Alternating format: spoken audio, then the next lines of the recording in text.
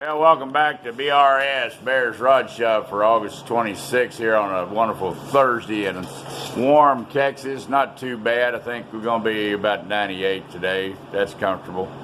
I'd left off when I was putting on the stop for the Power X and hadn't got back and had time to finish up videoing it. But I've got the stop mounted here to the aluminum shield.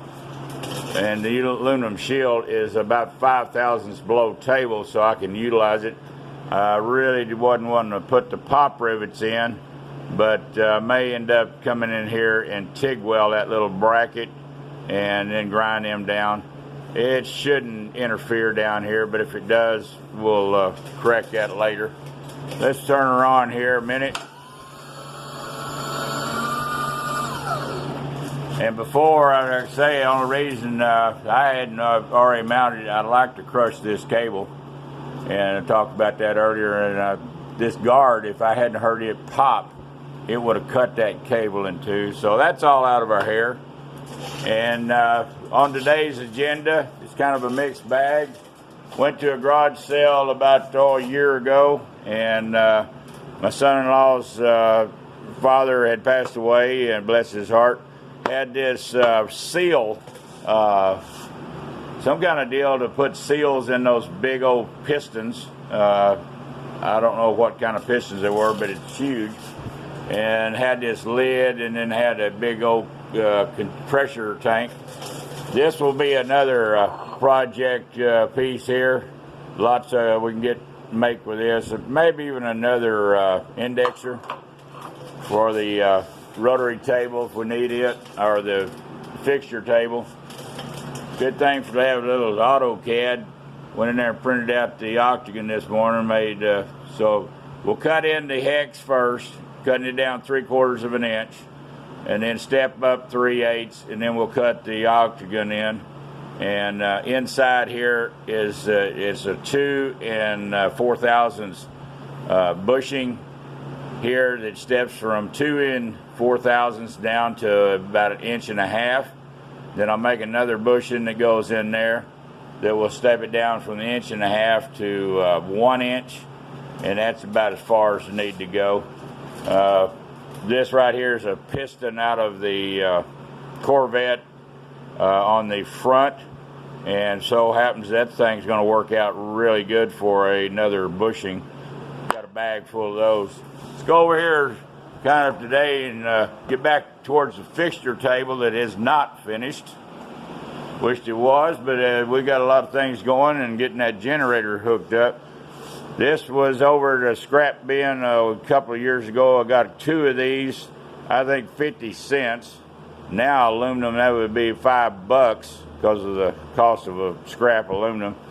But just so happens, it worked out with all my holes. And now we can take and put the other one, and we can have a way to bend some conduit, chrome moly, or whatever we're going to bend on this fixture table. So that come out a plus. And of course, I love these old Berger clamps. Got 3 there in the shop.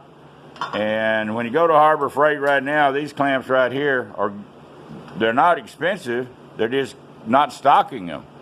So this right here will grind this head off, chunk this over in the scrap bin place, put my little 1/2 inch stud on here so it goes down in every one of the pockets. And I'm going to go back and try to get at least 3, 4 more of those clamps. Be great for the fixture table.